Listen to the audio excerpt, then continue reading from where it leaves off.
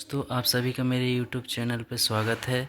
आज है 10 नवंबर और MP टेट वर्ग 3 की प्रथम पाली का पेपर हो चुका है, जिसमें आए हुए महत्वपूर्ण प्रश्नों की चर्चा करेंगे।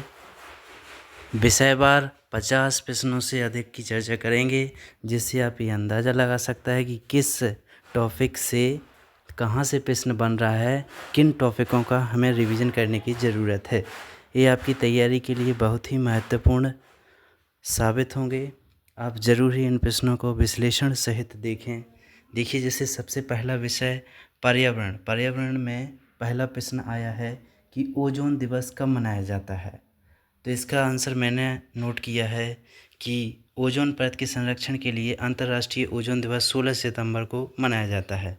प्रथम अंतर्राष्ट्रीय समझौता पूछा जाए कि ओजोन से संबंधित कब का है, तो 1987 में मॉन्ट्रियल प्रोटोकॉल के नाम से हुआ था कनाडा में, 16 सितंबर 1987 को। इसीलिए 16 सितंबर को ओजोन दिवस मनाते हैं। इसी से संबंधित एक वियना सम्मेलन भी हुआ था, जो 1985 में, इस सम्मेलन से पहले भी 1985 में हुआ था, पर ये अंतर्राष्ट्रीय नहीं था वियना वाला। दूसरा प्रश्न देखते हैं कि जल संरक्षण दिवस या लागू कब हुआ। इससे संबंधित प्रश्न आया है कि जल संरक्षण दिवस कब मनाया जाता है। तो जल संरक्षण या जल दिवस 22 मार्च को मनाया जाता है। पहली बार लागू पूछा जाए तो पहली बार 1993 में लागू हुआ था।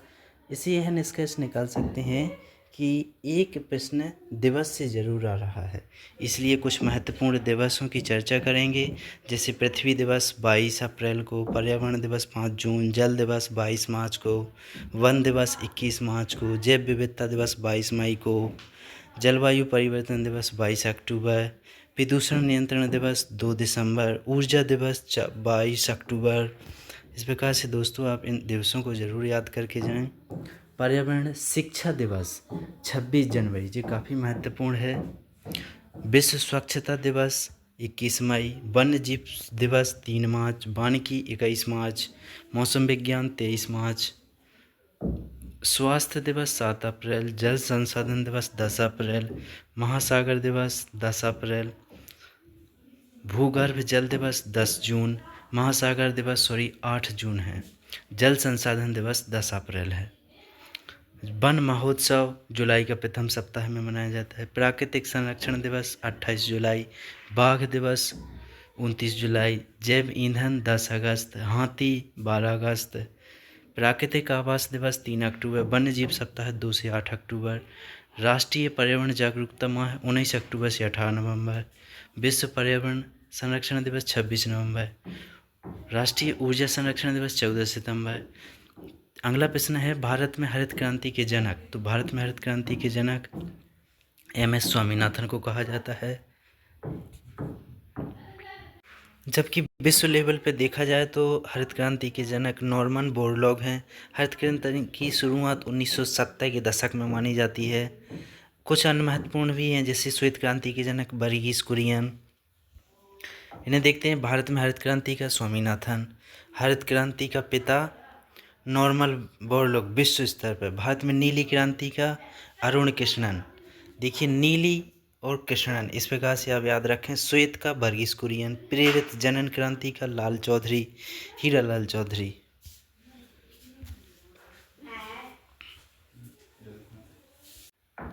सॉरी, थोड़ा मिस्टेक हो गया था। अगला प्रश्न देखते हैं। श्वेत क्रांति का जनक वर्गीस कुरियन, प्रजनन क्रांति हीरालाल चौधरी, गुलाबी दुर्गेश पटेल, स्वर्णिम निरपक्ष तो तेज, लाल क्रांति विशाल तिवारी, सिल्वर इंदिरा गांधी। सिल्वर क्रांति का जनक किसे कहा जाता है? इंदिरा गांधी। ऐसे ऐसे इसका संबंध भी पूछा जा सकता है कि गोल क्रांति का संबंध आलू से, हरित का खाद्यान्न से, श्वेत का दुग्ध से, नीली का मत्स्य से, रजत का अंडा से, पीली का तिलहन से, कृष्ण क्रांति का बायोडीजल से, लाल क्रांति का टमाटर या मांस से, गुलाबी क्रांति का संबंध झींगा से। अगला प्रश्न भोपाल गैस त्रासदी से संबंधित आया। भोपाल गैस त्रासदी 2-3 दिसंबर 1984 की हुई। इस समय मध्य प्रदेश के मुख्यमंत्री पूछे जाते हैं तो अर्जुन सिंह थे। यूनियन कार्बाइड कंपनी में मिथाइल आइसोसाइनेट या MIC गैस के रिसाव के कारण यह घटना हुई। चंद्रयान 2 से संबंधित प्रश्न आया, तो चंद्रयान 3 तक ही हमें पढ़ के जाना है। जैसे प्रथम PSLV C11 के द्वारा 22 अक्टूबर 2008 को लॉन्च हुआ। दूसरा चंद्रयान द्वितीय 22 जुलाई 2019 को सतीश धवन अंतरिक्ष यान से SDSC यानी कि श्री हरिकोटा से GSLV मार्क थर्ड M1 द्वारा लॉन्च किया गया। 20 अगस्त को चंद्रयान 2 अंतरिक्ष यान चांद की कक्षा में पहुंचा। 20 अगस्त को कहाँ पहुंचा? कक्षा में पहुंचा। इसके बाद चंद्रयान 3 22 जुलाई 2023 को लॉन्च हुआ। इस समय इसरो के अध्यक्ष कौन थे? S सोमनाथ। और जबकि चंद्रयान 2 के समय इसरो के अध्यक्ष कौन थे? K सिवान। वन उन्मूलन से संबंधित प्रश्न आया, अंतरिक्ष से प्रश्न आया, परिवार से प्रश्न आया, पक्षी से संबंधित प्रश्न आया, वैक्सीन या बीमारी से संबंधित प्रश्न आया। बाल विकास और शिक्षा शास्त्र विषय में देखेंगे तो बाल विकास और शिक्षा शास्त्र में देखिए, अब जीन पियाजे से एक प्रश्न जरूर आ रहा है। इनकी 4 अवस्थाएं हैं, इनसे जरूर प्रश्न आ रहा है। जैसे संवेदी, प्रेरक, पूर्व संक्रियात्मक, मूर्त संक्रियात्मक, अमूर्त संक्रियात्मक, इनसे प्रश्न जरूर आ रहा है। कोहल वर्ग के सिद्धांत से प्रश्न आ रहा है, कोहल वर्ग से आ रहा है, वायोगोत्स्की से आ रहा है, वायोगोत्स्की से आ रहा है। इसके अलावा गार्डनर की बहुबुद्धि से आ रहा है। तो आप इन टॉपिकों को ज़रूर देख के जाएं, आपकी परीक्षा में ज़रूर ही सफल होंगे। और नेक्स्ट दिनों में आपको ऐसे प्रश्न या इन टॉपिकों से संबंधित प्रश्न ज़रूर मिलेंगे। वॉटसन की व्यवहारवाद से प्रश्न आया। समावेशी शिक्षा से 3 से 4 प्रश्न आ रहे हैं। आप इसलिए इस टॉपिक को बहुत ही अच्छे से देख के जाएं। मूल प्रवृत्तियां या संवेग से संबंधित प्रश्न आ रहा है। जैसे मैकडूगल ने 14 प्रकार की मूल प्रवृत्ति दी थी। NEP राष्ट्रीय शिक्षा नीति 2020 से संबंधित भी प्रश्न आ रहा है, तो इसका बेसिक आप ज़रूर पढ़ के जाएं। NCF 2005 से भी संबंधित प्रश्न आ रहा है।